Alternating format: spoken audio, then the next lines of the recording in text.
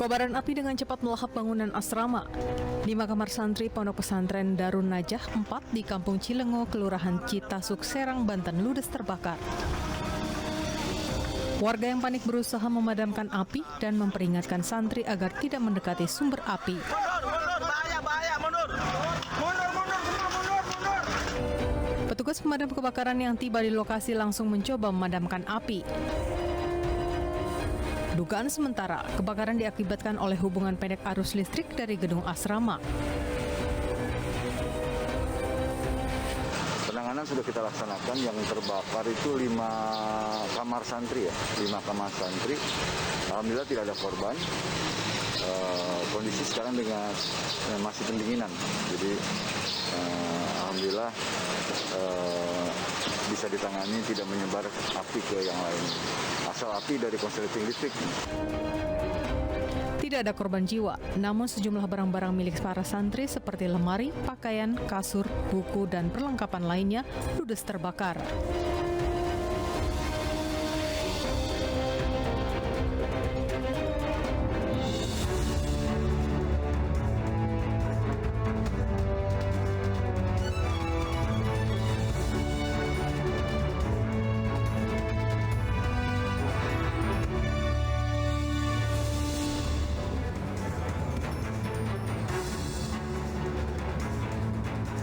Selamat malam, kita berjumpa di iNewsroom, ruang memperbarui informasi Anda dengan diskusi yang komprehensif. Saya Stefani Patricia. Pemirsa, aksi saling dorong mewarnai unjuk rasa di depan kantor DPRD Purworejo, Jawa Tengah. Warga memperjuangkan tanah terdampak bendungan bener.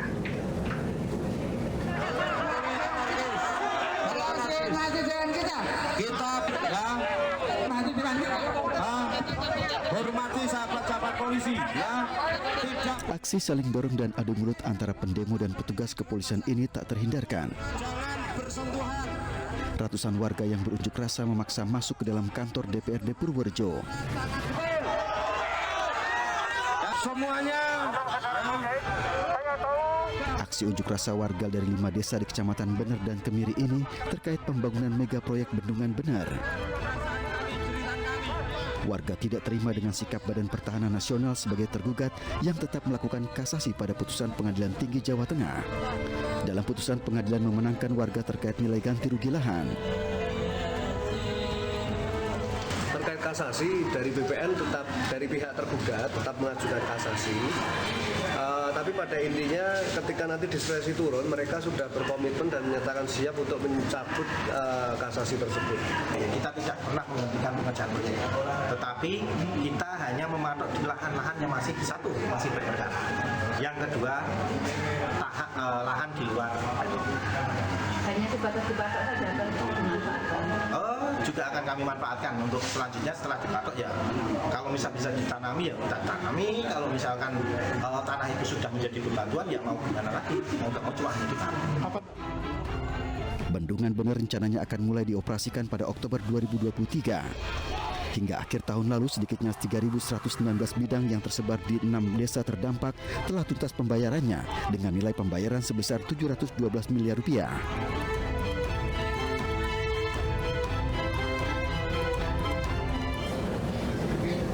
Kecelakaan antara truk kontainer dan truk bak terbuka terjadi di Jalan Raya Selatan, Pasuruan, Jawa Timur.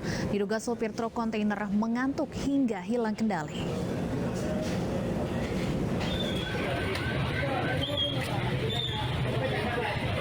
Kecelakaan ini melibatkan 2 kendaraan truk di Jalan Raya Desa Pakijangan, Kecamatan Wonorejo, Kabupaten Pasuruan, Jawa Timur.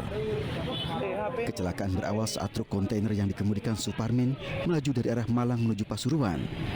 Di lokasi kejadian tiba-tiba truk oleng ke kanan lalu menabrak dam truk yang melaju dari arah berlawanan. Diduga sopir truk mengantuk saat berkendara setelah menempuh perjalanan jarak jauh. Kedua pengemudi truk selamat dalam kecelakaan ini. Kondisi bagian depan kedua truk rusak parah. Polisi yang datang ke lokasi olah tempat kejadian perkara dan mengevakuasi kedua truk. Karena sopir yang satu yang dari arah Malang, karena Pasuruan, sopir ngantuk sehingga menabrak tanpa adanya rem kendaraan yang dari arah Pasuruan yang ke Malang. Akibat kecelakaan ini, arus lalu lintas Pasuruan Malang dan sebaliknya tersendat. Eksepsi mantan sekretaris FPI Munarman ditolak majelis hakim. Hakim menilai nota keberatan Munarman tidak beralasan hukum.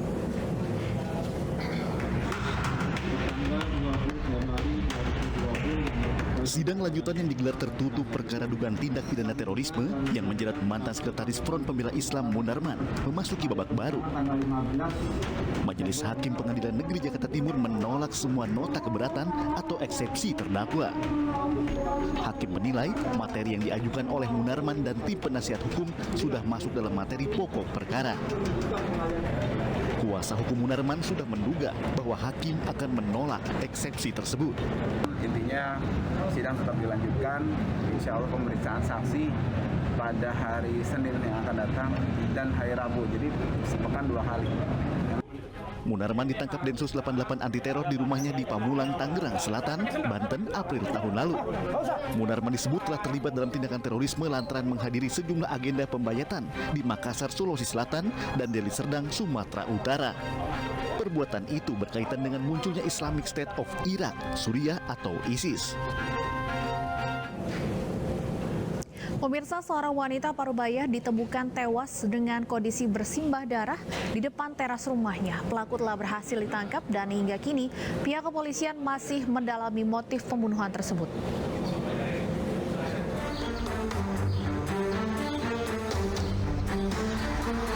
Warga perumahan Jati Bening Estate Pondok Gede Kota Bekasi, Jawa Barat digemparkan dengan ditemukannya jenazah wanita Parubaya. Jenazah ditemukan di depan teras rumah dalam kondisi tubuh bersimpah darah dan penuh luka tusukan. Wanita yang belum diketahui identitas ini ditemukan dengan kondisi setengah telanjang. Petugas keamanan perumahan mengatakan peristiwa tersebut terjadi pada Selasa malam di saat kondisi lingkungan sedang sepi. Dari teman sih sekitar jam 10-an ya. Laporannya sih gitu. Cuman tadi ya baru pagi tadi saya baru info. Keluarga saya juga WA ke saya juga mau jawab mana ya.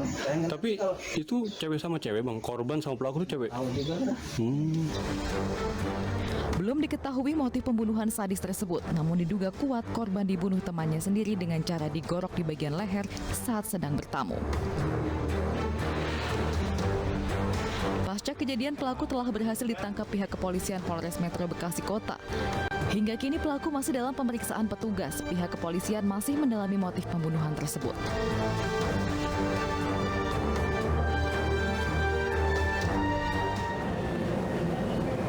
Dan pemirsa, untuk mengetahui informasi terbaru dari penemuan wanita yang tewas bersimbah darah, sudah ada kontributor iNews Rahmat Hidayat di Bekasi, Jawa Barat.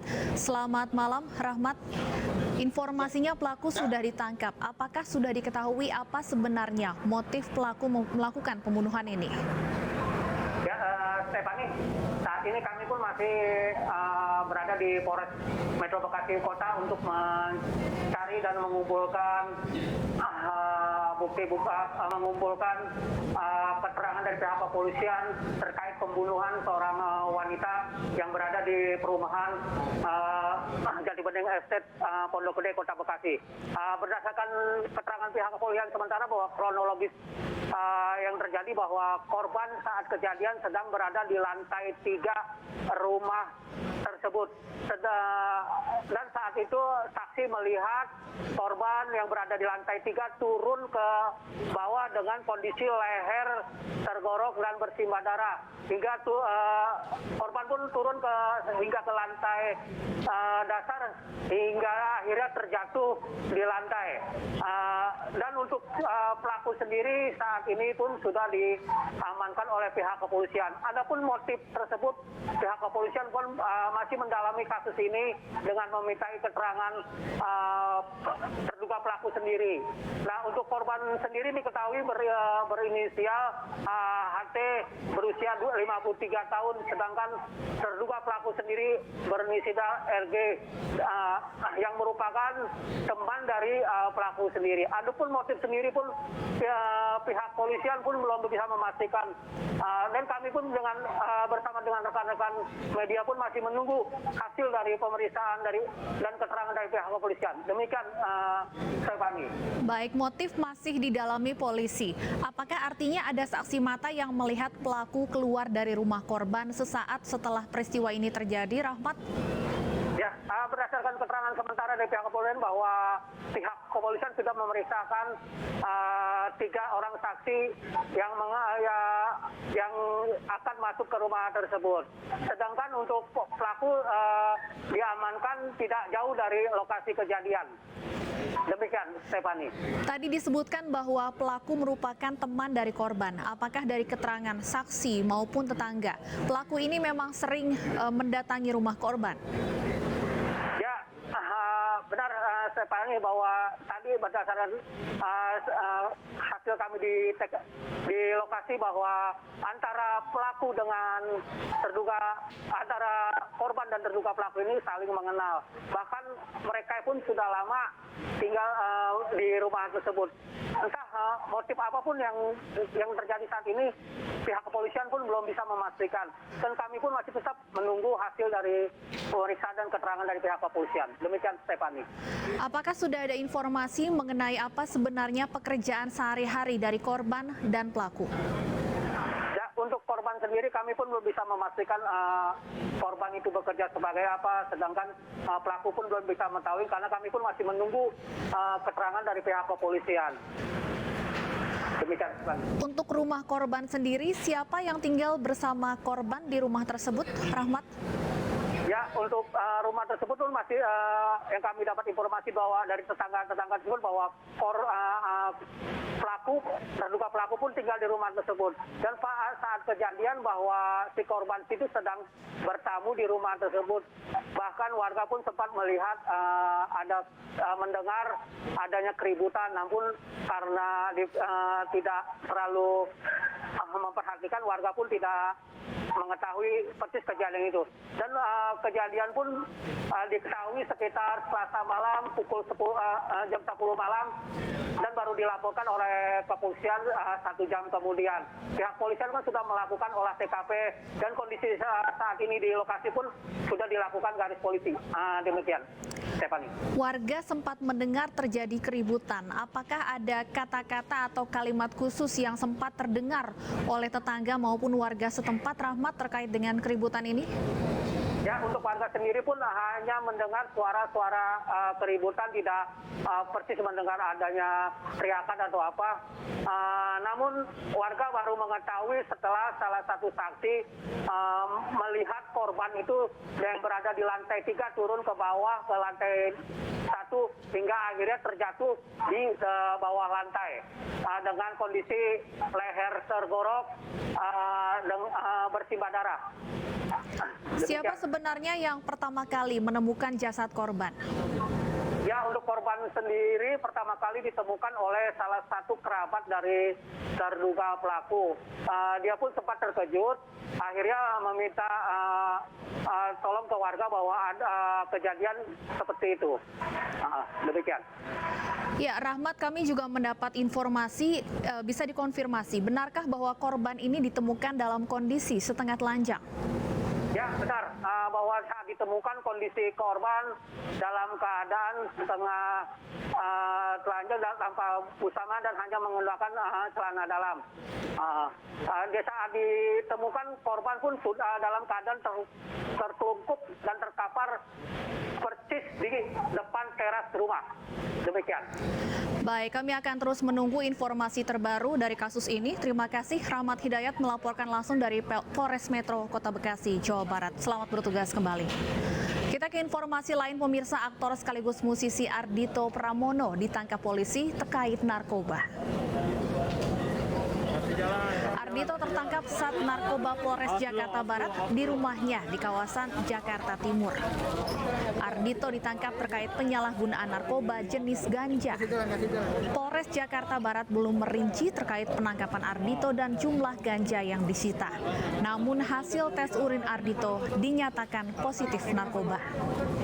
Ardito Pramono dikenal sebagai aktor, penulis lagu hingga penyanyi.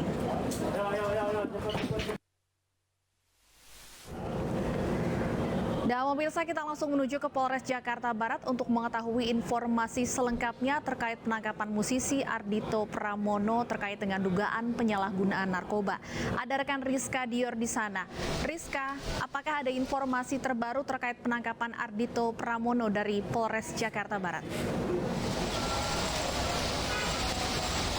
Ya, selamat sore Stefani dan juga pemirsa. Memang benar untuk kasus penyalahgunaan narkoba di kalangan artis ataupun publik figur kembali terjadi.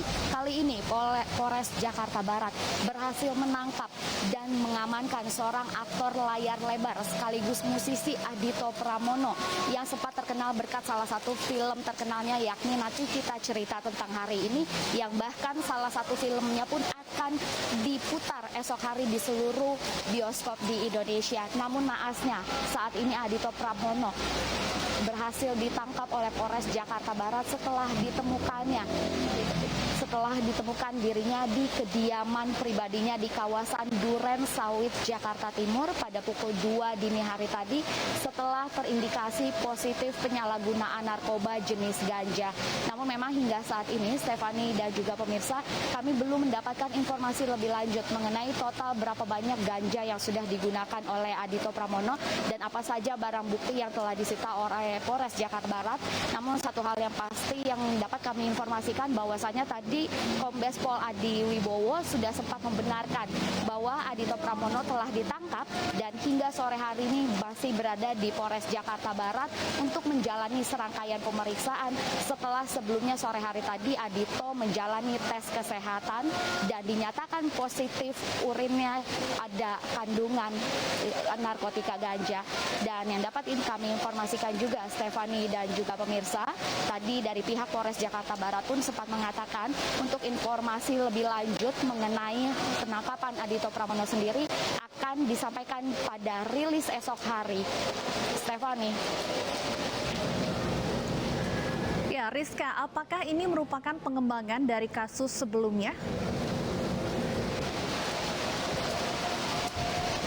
Ya, selamat sore Stefani dan juga pemirsa. Memang hingga saat ini kami belum mendapatkan informasi lebih lanjut dan belum dapat menyatakan apakah memang penangkapan Ardito Pramono ini terkait dengan kasus sebelum yang pernah melibatkan Ardito Pramono juga. Stefani. Baik, terima kasih Rizka Dior melaporkan langsung dari Polres Jakarta Barat. Selamat bertugas kembali. Pemirsa, sepasang suami istri di Pemalang, Jawa Tengah membiarkan jasad anak perempuannya yang sudah meninggal dunia selama 2,5 bulan. Kami hadirkan informasi selengkapnya usai jeda berikut.